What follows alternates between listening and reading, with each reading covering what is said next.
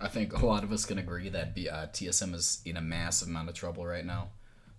Today, Bjergsen actually announced that he'd be retiring from the starting mid lane position for TSM, and he's going to move himself into the head coaching position, which in my mind actually was kind of crazy. I mean, I guess he didn't 100% perform to the standards that would be expected of him for like on the world stage, but it's actually like he 100% still had the talent too. I think it all came down to a mentality thing. There should have been a leadership person in this role, but Bjergsen ended up stepping down from the position, and he's going to move himself into the head coaching role. And honestly, that leaves a lot to be desired in this roster at this point. There's been a lot of problems that have kind of been band-aid fixed by Bjergsen, and maybe it's a good thing that this is happening, because maybe this will entice them into stop like using him as the go to. We don't have a proper comp and we don't know how to play around the mid game, but Bjergsen's abilities to outplay the enemy team will probably push us past that point. Um, I think we're gonna see a lot of problems with this roster coming up in the next weeks, though. Like I don't see any actual valid source of mid lane competition in terms of just what we could replace him with. Like I think when it came down to the LCS like abilities, I think he was still probably the best mid laner in the NALCS. We could see that because purely based off the playoffs, it was mostly him. I mean, Doublelift came in a few times. Broken Blade was always playing adequately well. I think that's pretty much it, though. Everybody else was floundering for the most part. Actually, no.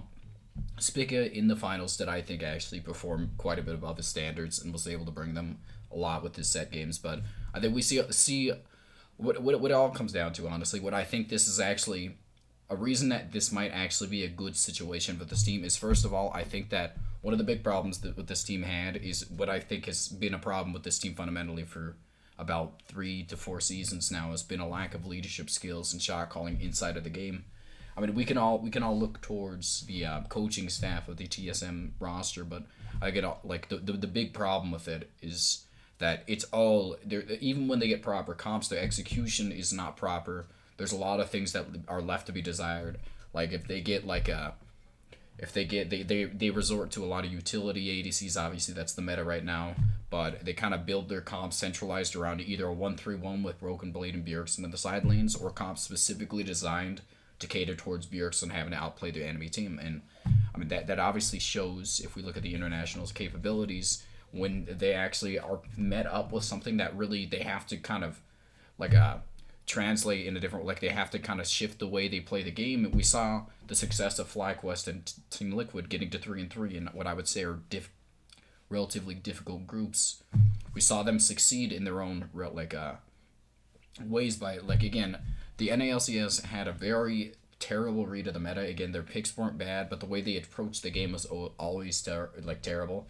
They with the success that kind of backwards play styles had, like with what's it called, with the ability to play kind of more reactionary than anything. Obviously, we saw a lot of the the the legacy, like all of these teams that were historically during the season more passive in the early game, kind of shift the way they played the game and try to be more proactive in the inside of the World Championship. We saw that with JDG. They made a lot of proactive plays, and the reason why they got stomped inside of the early game was because of the fact that they kind of shifted. Like when Damwon got this lead, they just kind of kept throwing themselves at Damwon, trying to get back into the game because they knew once you get a lead, any competent team can close out. And I think that's a big problem with TSM. We saw all of these teams kind of shift the way they played. And then TSM kind of didn't know how to do anything else. Like when it came down to it, they were not versatile. Like they had the picks, they could make comps work in terms of just individual play, but they could never make as a team. They could never make these things work. Like if we see a lot of the problems with TSM, we look back in the spring split of TSM when they actually I think were the better team out of the two between them and FlyQuest. They ended up dropping the series to them because in one of the games they actually started looking for picks, and the reason you can't do this as a 5-man is because like especially in this time like late in the game they don't know how to control waves, so the wave is already pushing to them.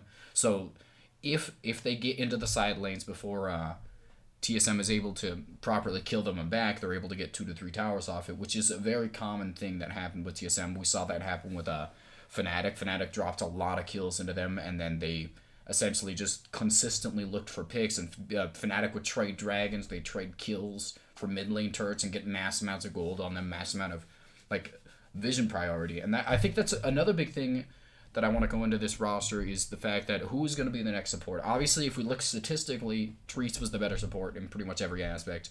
He had better kill participation. He was number one in kill participation for the games he was in, like in the entirety of the league. I mean, he didn't have too many games, but like all around, I think the big problem with this team is going to come down to a leadership like problem.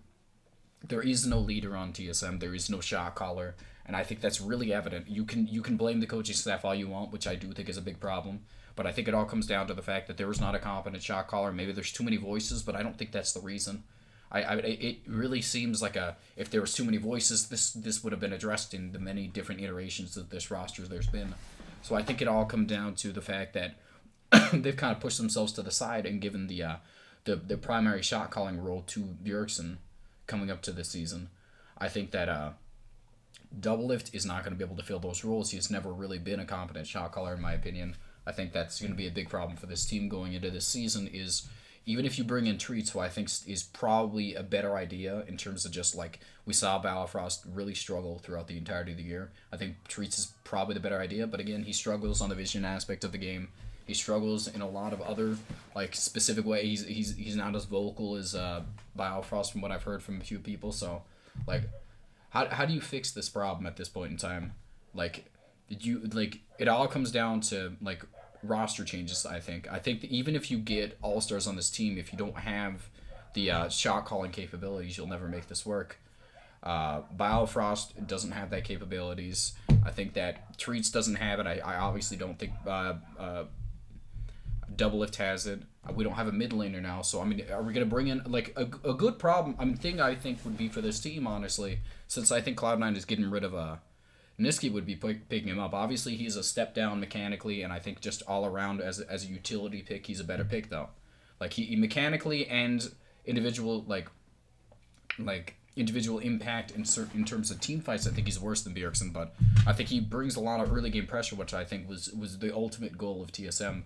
He brings a lot of that into the roster. I mean, his ability to roam around the map is very much number one inside of the entirety of the NALCS. He always is going around the map. He's always trying to make things work.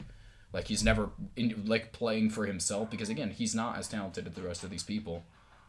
Like he doesn't strive for that though. He doesn't strive to be that kind of carry potential-esque mid laner, and I think that's a good thing for this TSM roster. But again, that still doesn't address what I think is the main primary problem with this team. Again, they can get leads in the early game. They always have been able to. But I think with stepping down a Bjergsen, which again ultimately is probably a bad idea. I mean, I think he was still by far the best mid laner in NALCS. Like in the entirety of the LCS, I still think he was the best mid laner. Saw him match up against pretty much it was a slugfest between Team Liquid and what's it called? No, actually, just mostly the FlyQuest series. I think it was between him and Fire of Evil for like kind of just dueling each other to see who the better mid laner was, and ultimately the reason that TSM won was because Bjergsen had the versatility to pick around him and honestly was more impactful in team fights. But again, these kind of the state at which I think he approached the game is actually another problem I have with another mid laner, which is Froggen. I think that Froggen had a very ancient approach to the game, which was more so lane oriented, and if he had TF or anything like that, he'd roam around the map. Ultimately, we just saw a lot of stagnant play in the mid lane and no roams around the map, and they were able to kind of just pick apart TSM inside of the international stage, because when TSM doesn't have the lead, they're worthless. They always rely on individual skill. They never rely on trading objective for objective. They kind of try and force their way like bluntly into a team fight and see if that works. And obviously that was not gonna work against what I would say is better competition than NALs inside of the LCS system. There was not a team in the LCS kind of system that was as good as Fnatic, but like there was no one as good as the LGD. Especially, there's no one as good. Well, I mean, maybe Samsung. But Samsung was not very good. No, Samsung was an incredible team that just didn't match up all to G2. But I think ultimately we saw a team that just wasn't able to play. Had the individual talent, I would say, to be able to match up against a lot of these teams. Not able to play to the standard that we expected of them because they just didn't have the cohesion. They didn't have the team chemistry or whatever it was. Honestly, that made them fall apart towards the mid game. They always lacked that mid game shot calling, and I don't know what would fix that, honestly. And I can point out, in hindsight, I can point out every problem they do, but it all comes down to somebody making those decisions on the spot that I think are the big problem with TSM. TSM is going to have to address this. I think that they've left a gigantic gap in talent wise in their mid lane. They just got rid of what I would say is the best player on their team by a significant margin, and they're attempting to replace him with I don't know who. I mean, no one inside of the academy scene is going to be good enough. No one inside of the LCS system, unless you can get like Power of Evil or something, or you can import somebody, is going to be good enough to replace him. So if you can replace this with a better like voice on the team, if you can replace it with somebody who can actually lead the team in a general direction and get them to a point where I think they should be approaching the game in the proper, like in the meta specifically, they just didn't know how to play the game. Like if they can get that kind of mid laner, I think this is ultimately a good choice. I mean, I don't know how Bjergsen's going to do in the coaching position. I don't think that's his forte. I don't think that maybe he is an intelligent dude. I do agree with that, but I just think that I don't know how much I agree with him being the coach of this staff. I mean, obviously approaching the game methodically was never his forte, so it's going to be kind of interesting to me to see how he can kind of change the way he like views the game. Like all around, like I still think this is interesting, like thing for TSM. I mean, kind of sometimes you got to shift up. Like they didn't choose to do this. I mean, Bjergsen probably chose to retire himself, but ultimately you do have to shift the roster a little bit. At the end of the day, there are massive gaps in between their ability to play the game and the rest of the international scene. And the ultimate goal of making a team is to win world championships, regardless of what everybody thinks about NA. You should never be striving just to make it to world championships. That's boring. That doesn't really mean anything. That doesn't achieve anybody. No one's going to remember you. They should be striving to win world championships. And again, the first step to that is to win the significant, like to convincingly win the NALCS, because there should be no competition for a world's contending team. And ultimately, I don't think they are going to be a step above anybody else. They don't have, in my opinion, the talent now to be able to contend with a lot of these teams. Like they really, the only reason that they were able to win was because Bjergsen is so good. But again, I'm not going to say whether this is a good or bad choice. I don't know. I mean, it's really going to depend on how they approach this during the offseason, how they train the teams. Like there is no answer to this until we see the results of it. Because again, I thought the C9 changes with Sven Skaren leaving and the bot lane getting changed, I always thought Sven was obviously a better ADC than Sneaky, but again, the previous season before last season, he actually didn't look that good. I mean, it was at the very least a slight upgrade. And Vulcan I thought was incredible, but all around the changes didn't look incredible, and what they actually brought together wasn't just purely talent. They actually melded together the team in a way that they actually traversed the early game as such a strong, like, they had such a strong identity in the early game. They were able to translate every one of their leads into a win. Like, we're gonna have to see if TSM makes that specific. Like, I think honestly the best choice. Obviously, they can't get Rapid Star. Rapid Star seems to be kind of going to military services, so that's obviously not going to be a solution of them. But I think picking up Reaper would be a good idea. I think Reaper was still a solid coach, regardless of what anybody says. I mean, I did like a lot of his choices. It seemed like Cloud9 by the end of the season couldn't capitalize on what I would say were moderately decent comps. Like, all around, I want to see.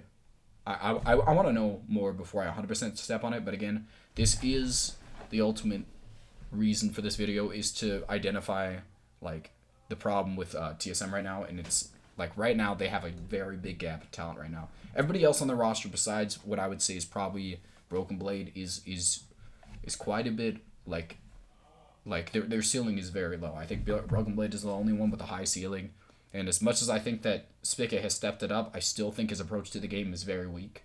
I still think that he is only Like he's only a slight upgrade for like just a better version of what I would say is Brock's is. I mean, he makes kind of plays in the early game, but again, he never pushed the tempo of the early game. He never was that good. We have Biofrost, who I think has struggled drastically for like the entirety of the year, and there was a big problem obviously in the vaccines with treats. So I don't know what went on with that, but I think he was pretty solid for a large portion of the season. But again, I think he needs to work on his vision control. He does really struggle in that aspect of the game.